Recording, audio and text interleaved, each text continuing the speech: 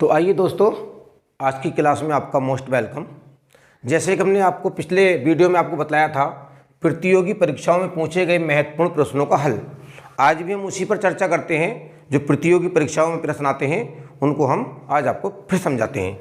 जैसे मान लीजिए पहला सवाल है, सबसे छोटी अभाज्य संख्या बताओ। सवाल सिंपल है, याद है तब, और याद नहीं है तो ये सवाल हार्ड है। तो देखिए इसमें अभाज्य संख्या का जिक्र आया, तो अभाज्य संख्याएं क्या हैं? अभाज्य संख्याएं वो संख्याएं कहलाती हैं जो एक और स्वयं संख्या से कट जाती है। केवल एक इकाई से कटेगी या खुद संख्या से कटेंगी, वह संख्याएं अभाज्य संख्याएं कहलाती हैं। तो सब में छोटी संख्या क्या होगी? एक तो कोई संख्या है ही नहीं, कटने के हिसाब से एक को काटोगे एक ही आएगा। तो सबसे छोटी संख्या जो आएगी वो आपकी वो 2 आ जाएगी। इसका उत्तर क्या आ जाएगा? इसका उत्तर आपका 2 हो जाएगा। सबसे छोटी अभाज्य संख्या जो होगी वो आपकी 2 हो जाएगी, क्योंकि वो ऐसी संख्या है 2 से कटेगी या 1 से कटेगी, इसके अलावा दूसरी से नहीं कटती है। दूसरा एक प्रश्न इस पे ये पूछ लिया जाता है कि अभाज्य संख्या बताओ जो सम हो, यानी सम हो और अभाज्य है, तो वो भी आपकी एक 2 ही ऐसी संख्या है जो सम होते हुए अभाज्य है। बाकी कोई संख्या जो है ऐसी नहीं है जो सम हो और अभाज्य हो। तो इसका आंसर केवल 2 हो जाएगा। सिलेबस में था, चैप्टर में था, तो आपको इसके बारे में बताया गया। क्वेश्चन नंबर आपका 2 आता है, 60 से 75 के बीच अभाज्य संख्याओं का योग बताओ। इसमें योग पूछ रहा है अभाज्य संख्याओं का 60 से लेकर के 75 तक। पहली संख्या आएगी आपकी 61 जो अभाज्य है। इसके बाद में 62 भाज्य, 63 भाज्य, 64 भाज्य, 65 भाज्य और 66 भाज्य। लेकिन 67 अगर आ जाता है तो 67 भी एक ऐसी संख्या है जो आपकी अभाज्य है। 67 भी दूसरी संख्या से नहीं कटती है। 68 भाज्य है, 69 भाज्य है, 70 भाज्य है, लेकिन एक 71 ऐसी संख्या है जो अभाज्य है। 71 भी एक अभाज्य है। 72 भाज्य है, लेकिन एक 73 एक ऐसी संख्या है जो ये भी हमारी एक अभाज्य है। ये संख्या आ गई 61, 67, 71 और 73। इनका योग पूछ रहा, हम इनका योग कर सकते हैं। तो इनके योग में क्या जाएगा? तो योग बराबर यानी टोटल क्या आएगा? जोड़ लें आप इनको, कितना आ गया? 3 और 1 4 और 7 11 और 1 12, 12 का 2 हासिल लगे 1, 1 7 8, 8 7 15, 15 और 6 21, 21 और 6 27। यानी इनका टोटल जो हो जाएगा 60 से लेकर 75 के बीच की तमाम अभाज्य संख्याओं का योग जो आएगा वो आपका 272 हो जाएगा। ये इसका आंसर है और ये सवाल में हमें सिद्ध करना था। सवाल देख लेते हैं अगला। तो क्वेश्चन नंबर 3 है, किसी संख्या को 999 से भाग देने पर भागफल 366 और शेषफल 103 आता है, तो वह संख्या क्या है? तो इन सवालों को हल करने के लिए आपका एक सूत्र है। सूत्र ये होता है कि भाज्य बराबर भाजक गुणा भागफल और जमा शेषफल। ये आपका सूत्र है। अब इसमें हमें ये जानना बहुत अति आवश्यक है, बहुत जरूरी है कि भाज्य क्या है, भाजक क्या है, भागफल क्या है और शेषफल क्या है। तो आप समझ लें कि जब मान लीजिए हम ये 2 से किस संख्या को भाग कर रहे हैं और हमारे पास यह 5 है, 2 दूनी 4 बचा 1, तो जो हमारा ये भागफल जो हमारा उत्तर आया ये तो हमारा भागफल हुआ। जैसे आप जानते हैं जिससे हमने भाग करते हैं वो हमारा भाजक है, जिससे भाग की जाती है वो क्या है? भाजक है। और जिसको भाग करते हैं वो भाज्य है, और जो बाकी बच जाता, शेष बच जाता, वो आपका शेषफल होता। ये आप याद कर लेंगे। यानी जिस संख्या से भाग की जाती है भाजक, जिसको की जाती है भाज्य, और जो उसका उत्तर आता है भागफल, और जो बाकी बच जाता है वो शेषफल। तो अब इसमें बतला रहा है वो किसी संख्या को 999 से भाग देने पर, यानी भाग देने पर भाजक हुआ जिससे भाग दी जाती है। भागफल 366 आता है, उसका उत्तर 366 आता है, और शेषफल 103 बच जाता है। तो संख्या क्या है? यानी भाज्य क्या है? तो इस वाले सूत्र को हम लगा देंगे, भाज्य बराबर भाजक कितना? 999 गुणा भागफल कितना? भागफल आपका 366 प्लस शेषफल कितना? शेषफल आपका 103। ये आ गया आपका।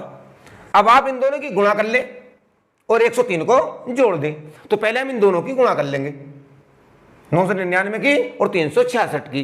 तो हमारा आ जाएगा 3,65,634 प्लस 103। आप गुणा करके देख लेना इनकी, ये प्राप्त हो जाएगा। 103 इसमें जोड़ देंगे, 103 जोड़ेंगे क्या आएगा, 103 जोड़ा हमने क्या हुआ देखिए, 4 3 7 और 3 का 3 और 6 1 7 और 5 का 5 6 का 6 और 3 का 3। ये आपका जो है आंसर हो जाएगा। यानी वह संख्या ये है 3,65,737 वह संख्या है जो 999 यदि हम भाग देंगे तो भागफल ये आ जाएगा और 103 इसका शेष बच जाएगा। वो संख्या ये है। सवाल देख लेते हैं अगला। तो क्वेश्चन नंबर 4 में आता है 4150 को किसी संख्या से भाग देने पर भागफल 55 और शेषफल 25 आता है, तो भाजक बताओ। क्या पूछ रहा है इसके अंदर, भाजक पूछ रहा है। तो हम सूत्र वही लगा देंगे, भाज्य बराबर भाजक गुणा भागफल और जमा शेषफल आपका सूत्र है। अब इसमें क्या पूछ रहा, भाजक पूछ रहा, तो भाज्य कितना है, यानी कि 4150 को 4150 इसका जो है भाज्य हो गया 4150, यानी 4150 को किसी संख्या से भाग दी गई, तो जो किसी से दी गई वो भाजक हुआ और इसको दी गई ये भाज्य हुआ। तो 4150 तो आपका क्या हुआ, भाज्य हुआ, बराबर भाजक मान लें आप x गुणा भागफल कितना है, भागफल आपका है 55 जमा शेषफल कितना है, शेषफल आपका है 25। सोल्व कर दें तो क्या जाएगा, यहां पर हम इसको लिख सकते हैं इस तरीके से 4150 बराबर 55x और प्लस 25। इन गुणा कर दिया हमने x की और 55 की, तो 55x बराबर 55x बराबर 4150, यह बराबर के बाद में आ गए। अब ये 25 जो है बराबर के इधर दो साइड में पहुंच रहा, तो क्या हो जाएगा, यहां प्लस का तो माइनस का हो जाएगा, -25। तो 55x बराबर इसमें से घटा दिया, जब इसमें से घटाया तो क्या आ जाएगा 4125 आ जाएगा। तो x बराबर क्या आ जाएगा, x बराबर आ जाएगा 4125 और ये संख्या 55x के साथ गुणा में थी, तो बराबर के बाद में भाग में पहुंच जाएगी 55। काट लें आप, 5 से काट ले, 5 का ना 5 और 5 का ना 5 और 5 अट्ठे 40, बचा कितना 1 हो गया 12, 5 दूनी 10, बचा 2 हो गया 25, 5 पंजे 25। 11 से काट ले, 11 सत्ते 77, बचा आपका 5 हो गया आपका 55, 11 पंजे 55, ये पूरा कट गया। तो x बराबर प्राप्त हुआ आपका 75। तो x क्या था, x आपने क्या माना भाजक है, तो भाजक कितना आ जाएगा 75 हो जाएगा। तो भाजक बराबर 75, ये इसका आंसर है।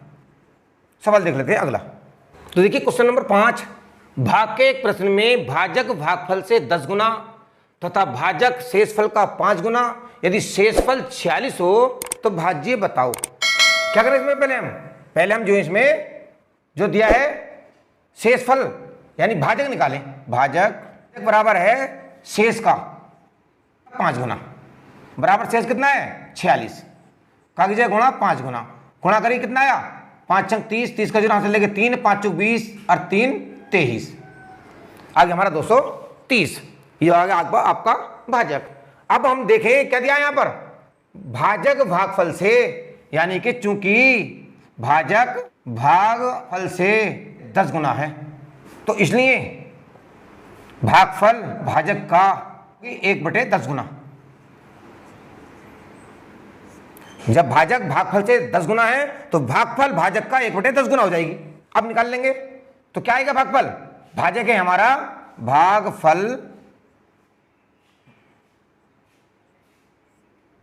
बराबर भाजक हमारा प्राप्त हुआ 230 गुणा 1/10, 0 से 0 काट दो तो बराबर आपका प्राप्त हो गया 23। 23 के आगे आपका भागफल आ गया। अब भाज्य प्राप्त करने के लिए वही बड़ा सूत्र लगा लें आप कि भाज्य बराबर 230 गुणा भागफल है हमारा 23 जमा शेषफल है आपका पहले से ही 46। अब 23 की और 230 की गुणा कर देंगे, प्राप्त हो जाएगा आपका 5290। इनको जोड़ लें तो जोड़ क्या आ जाएगा 0 6 6, 9 और 4 13, 13 का 3 और 2 और 1 3 और 5 का 5, यानी कि प्राप्त हो जाएगा आपका 5336। ये आपका भाज्य है और ये इसका आंसर हो जाएगा। तो लाइक करें, दोस्तों में साझा करें और हमारे चैनल को भी सब्सक्राइब जरूर करें। अब लेते हैं विदा, फिर मिलेंगे अगली वीडियो में। Thank you so much.